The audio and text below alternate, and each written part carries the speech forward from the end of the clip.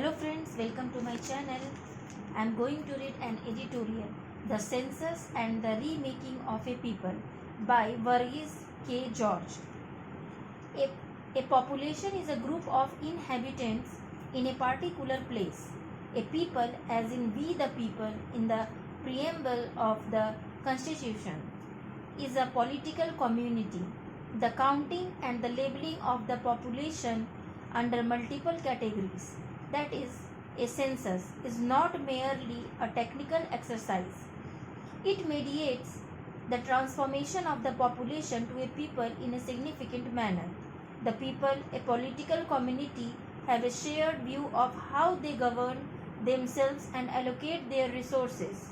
The 2027 census will also impact the notion of people that it is going to be a centennial event like the COVID-19 pandemic that delayed the decadal census which was to happen in 2021.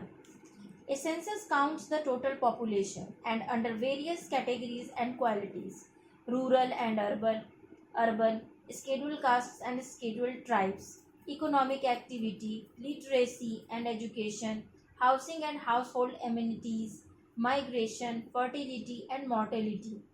It also enumerates the latest administrative map of the country.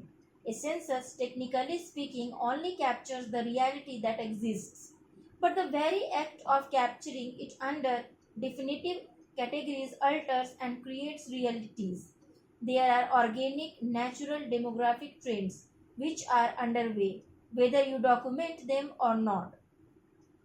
For instance, we know that more people in Chennai or Mumbai speak Hindi today than 20 years ago. In the same time period, we know that Kerala received and sent out a large number of migrants, but we don't know the exact numbers. These patterns of birth, death, migration, languages, and economic activity will have political implications. Their recording itself is an influencer of that process. The study of this link between demography and politics, political demography, is an underdeveloped field the world over. Issue of parliamentary representation. After half a century, India's parliamentary representation will be redistributed between the states. Article 81 of the Constitution mandates that the next interstate redistribution representation according to population will be done after the relevant figures for the first census taken after the year 2026 have been published. The census of 2021 was delayed due to the pandemic, but it could have been done much earlier than now. In normal course, the first census after 2026 would have been in 2031, with the new delimitation exercise after that. The delay in the 2021 census has advanced delimitation by at least 5 years. This is going to be the first census in which all data will be captured digitally and its processing can be much faster than previous ones which took up to 3 years. The work of past delimitation commissions took years, but that too will be much quicker in the next round. All things considered, it is possible and even likely that the general election in 2029 can be conducted on the basis of a new parliamentary map of India. What happens if the distribution of population becomes the sole criteria for the redistribution of parliamentary seats? Some states have grown faster population-wise and slower economic-wise, or for some states, the inverse holds true. People are moving from where there are more of them to where there are fewer of them, such as from the north and central regions of the country to the west and southern regions, and also to Delhi NCR, which is in the heartland.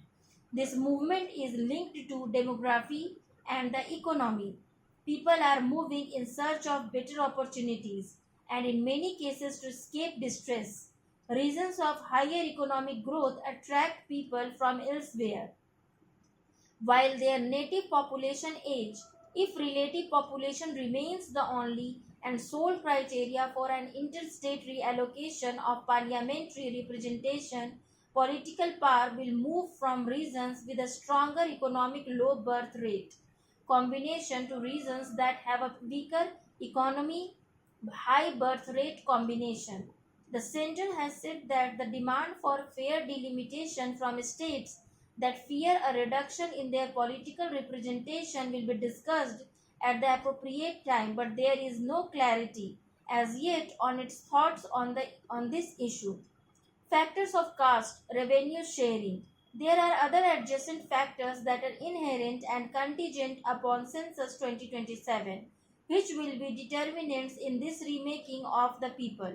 For the first time since independence, all castes will be counted separately as against the counting of only SCs and STs now.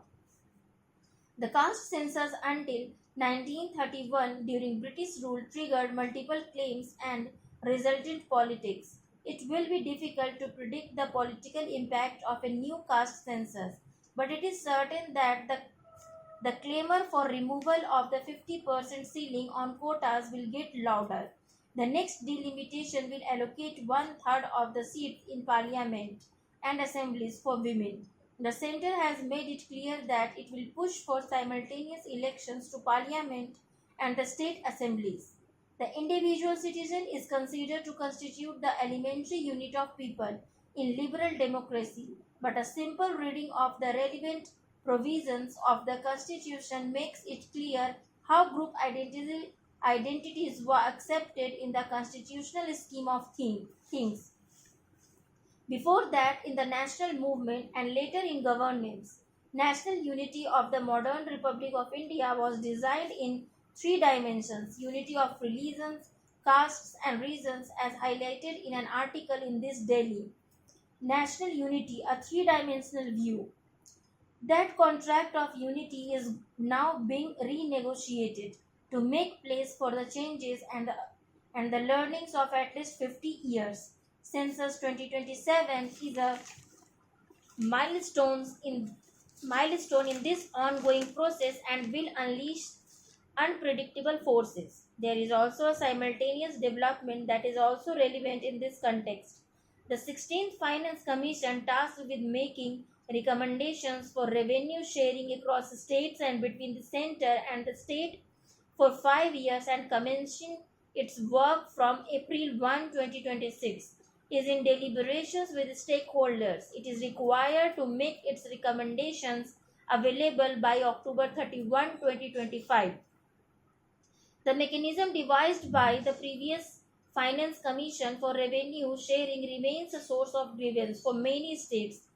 The 16th Finance Commission's report will have the additional import of its timing, coming as it does on the cusp of a dramatic realignment of political power across social groups and regions. From a population to a people, the transition is achieved by administrative measures and politics. Census categories have been a key determinant in Indian identities. The first census of 1881 under the colonial administration had rigid religious and caste categories of its Indian subjects, which have remained key determinants of politics since then. All politics in India has been about various attempts to slice and dice and aggregate and disaggregate these categories.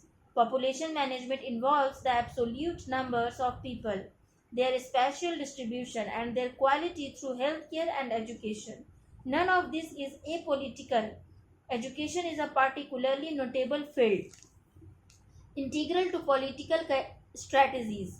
The Bharatiya Janata Party seeks to achieve its goal of national consolidation through a change in thinking of how Indians see themselves as a people. It is not a disinterested actor in this emerging scenario of a demographic transition.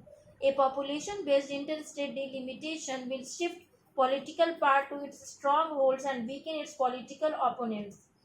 Gender and caste are national categories. By introducing these factors, the BJP can shift the delimitation debate beyond the conflicting demands of regions and create new political constituencies. The Congress and the left too are theoretically national formations, which require them to balance regional aspirations and national requirements. The Congress is trying to reclaim some space in heartland politics by joining the caste debate but it remains to be seen how its contest with the BJP will progress on this count.